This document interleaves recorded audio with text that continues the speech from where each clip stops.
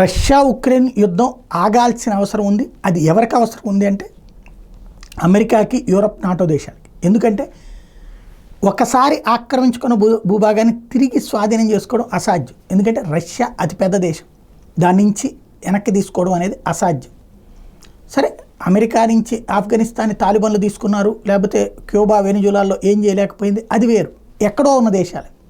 కానీ ఇది రష్యా పక్కన ఉన్నట్టు ఒకప్పటి రష్యా ఉంది. ఇంకోటి రష్యన్ భాష మాట్లాడే వాళ్ళు ఉన్న ప్రాంతాలని ఇప్పుడు అది ఆక్రమించుకోవాలనుకుంటుంది.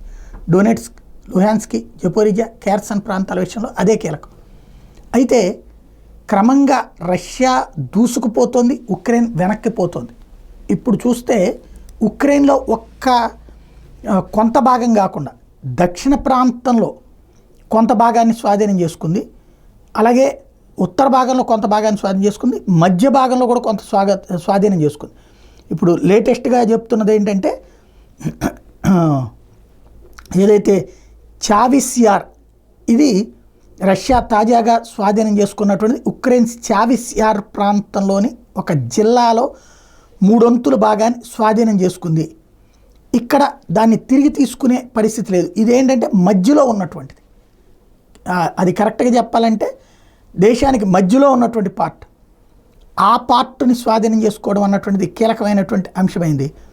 ఉక్రెయిన్ ప్రస్తుతం ఈ వ్యవహారాలకు సంబంధించి ఎలాగ ముందుకెళ్లాలో అర్థం కాని వాతావరణంలోకి వెళ్తోంది.